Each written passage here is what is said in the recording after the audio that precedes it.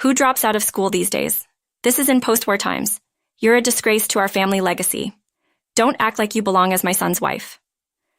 I was invited with my husband to my sister-in-law's wedding, but mother-in-law, with her academic elitism, looked down on me, a dropout, as if I were less than human, and remarked those hurtful words, "You don't belong here, just leave."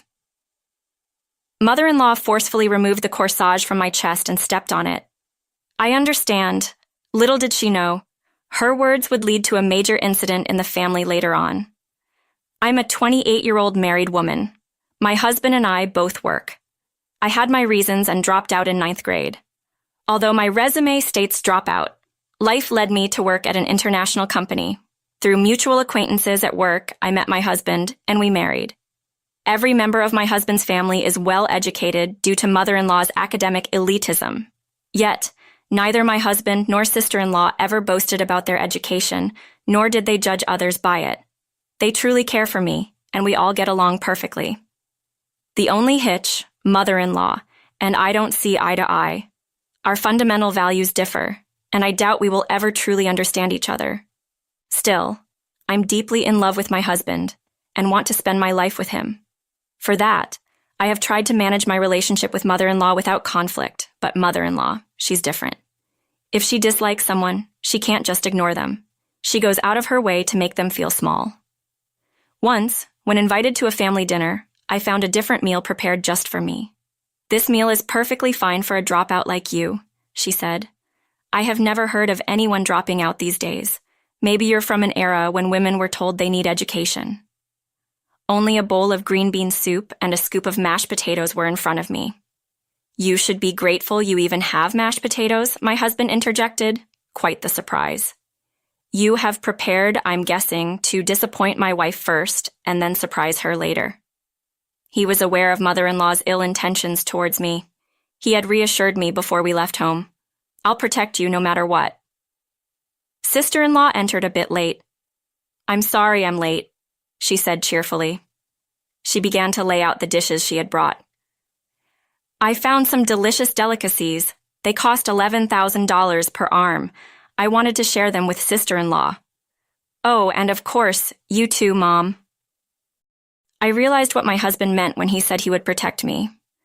Unable to enjoy, my distressed mother-in-law looked visibly bored, but she wasn't the type to give up easily. Speaking of which, my nephew got into Montori Schools of America. I wonder if you, a dropout, can understand the excellence of such an institution. Having a mother like you must make one worry about their child's future prospects. She went on about how this preschool had a program leading up to college.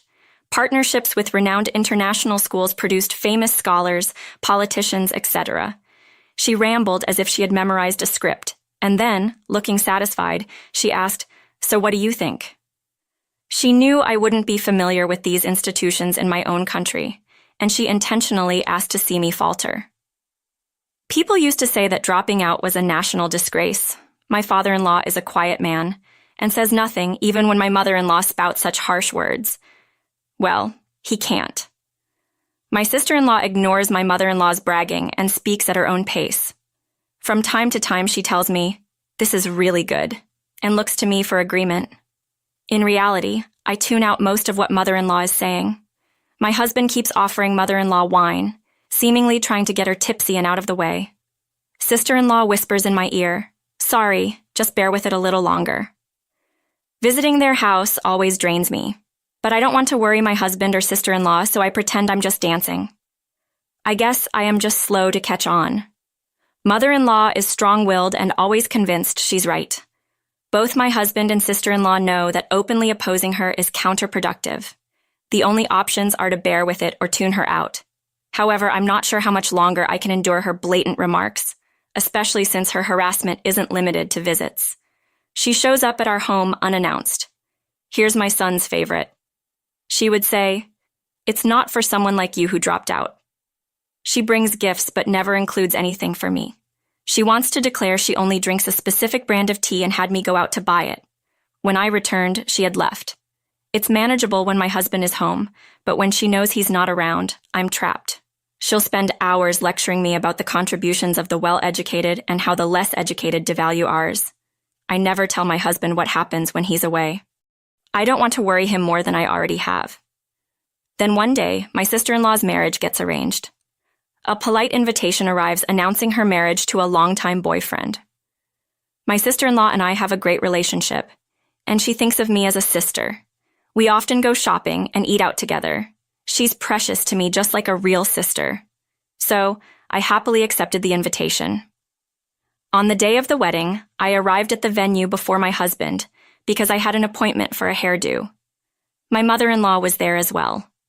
To my surprise, Mother spots me and approaches with a furious look. I brace myself, expecting criticism about my outfit or makeup, and greet her calmly. But she loudly exclaims, "Why is a disgrace like you even here?" The whole venue could hear even at a religious occasion. She shows her academic elitism with so many guests present. She seems intent on making an issue out of my educational background. Our family is full of well-educated people. Only you dropped out. How dare you sit with our family? My daughter even said she regretted calling you her sister. She only wanted your brother here and hoped you would be turned away. She continued, "Please get rid of that taggy crow."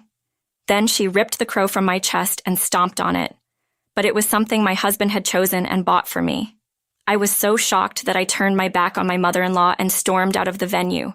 I ran as fast as I could until my heels almost came off and finally stopped. I sat on a nearby bench, looking at the message history and pictures I took with my sister-in-law, trying to calm down. There was no deceit in my sister-in-law's words. I'm ashamed I believed my mother-in-law, even for a second. I decided to change my attitude and went back to the venue to celebrate my sister-in-law's happy day. But then, how dare you come back with that dropout face, or do you not understand the meaning of dropouts should leave? There's no place for dropouts here. My mother-in-law kicked the chair where my name was written in the bride's family section. Everyone was tense because of her behavior, especially since most of the guests had already arrived. I didn't let it bother me and sat in the guest section.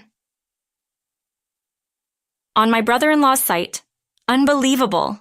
Have you lost your mind? Well, maybe it's too much to ask a dropout to understand social norms.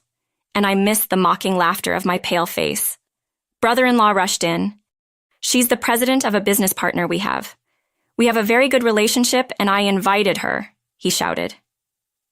Actually, I was considering pursuing education until the very last grade, but it was only because my parents hoped I would at least graduate high school.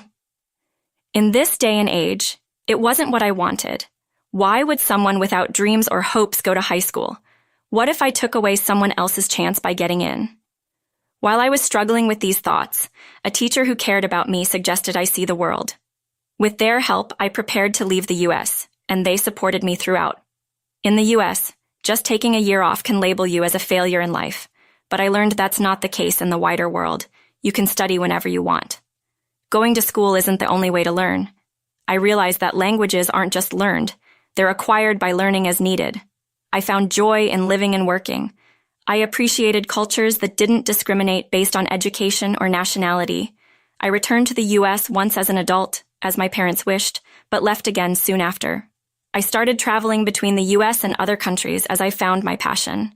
I established a U.S. subsidiary of a foreign company. That was 5 years ago, when I was 23. My company and my sister-in-law's husband's company were important business partners. We were both surprised when we were introduced by my sister-in-law regarding the wedding invitation. There was a debate about whether to invite me as a family member of the bride or as a business partner of the groom. My brother-in-law didn't know about the feud between me and my mother-in-law, but my sister-in-law did. She was sure her mother would assert herself even at her own wedding. I agreed, so we decided on an unusual approach of inviting me from both sides. If I could sit with the bride's family, great. If not, I was ready to fight. That was the mindset I had going into the wedding. My sister-in-law felt the same. We both wanted to make our mother regret her academic elitism. It was a plan we had together, and it worked out just as we hoped. My brother-in-law was panicking, asking, "Are you trying to ruin my business?" His relatives and business associates gathered around, wondering what was going on. It seems my mother-in-law doesn't like me. If I'm a bother, I'll cut ties right now. I finally got it. Then please break up with my son immediately. Understood. If my husband wishes, I'll comply. But remember, if I cut all ties, That includes the business relationship with your daughter's future husband. My mother-in-law looked unfazed by it all. She seemed to think she had no connection to the wife of a CEO. But my brother-in-law and his family were visibly upset. Some bowed deeply, apologizing to me and urging me to reconsider, while others confronted my mother-in-law, demanding she take responsibility. Hearing the commotion, my sister-in-law arrived and was furious when she learned what had happened. I was fed up with her academic elitism, but I didn't realize she was so clueless about how businesses work. No matter how well educated, if you can't use that knowledge, you're just societal trash, she explained to everyone the implication of losing major business partners. My brother-in-law vented, "Do you want to ruin the lives of hundreds of employees? Are you the Grim Reaper?" My sister-in-law added, "Your presence ruins any happiness. Leave and never show your face again. I no longer consider you my mother." My husband added, "I have no intention of leaving my wife. If anyone's cutting ties, it's me with you, Mom." He said, "She's not a part of this. Score her out." And so my mother-in-law was thrown out of the venue. Despite the drama, my sister-in-law's wedding and reception went smoothly. It was an unusual warm-up act, but the ceremony was wonderful, and everyone felt the joy. The newlyweds postponed their honeymoon due to work commitments, but they didn't delay addressing the issue with my mother-in-law. Through a lawyer, they formally severed ties. She was also sued by my brother-in-law's family, who saw her as a threat after her reckless behavior. My husband and I also put our decision to cut ties in writing, adding conditions like not approaching or speaking to us, which our lawyer communicated. Our business relationship with my brother-in-law's company remained strong. My mother-in-law, hearing about this, tried to mend fences with the newlyweds and began stalking them. She even showed up at their workplace, where security had to escort her out. Eventually, the police were called. Meanwhile, my father-in-law, who had been quiet, was making moves. Satisfied with seeing his daughter's wedding, he was preparing for a divorce. When my mother-in-law came home for the first time in a while, he told her he was getting divorced, gave her some money, and kicked her out. He had tolerated my mother-in-law's behavior, hoping for a change. But seeing his children fed up, he realized he was truly done with her. Giving her some money and sending her away was his final act of kindness. But she quickly squandered it. She might have boasted about being well-educated, but she had no idea how much it costs for a woman to live alone. By the time she realized she was left with little and now reportedly lives alone in a run-down public housing unit. Sometime later, my sister-in-law and I both became pregnant. We moved closer to each other, drawn by the community and welfare benefits. Our family has grown closer than ever. We want our children to grow up freely and not become discriminatory adults. We have many hopes, but ultimately, we just want them to be healthy. That's where our story settles for now. From time to time, my father-in-law visits to check on us. Since the family structure changed, every day feels perfect and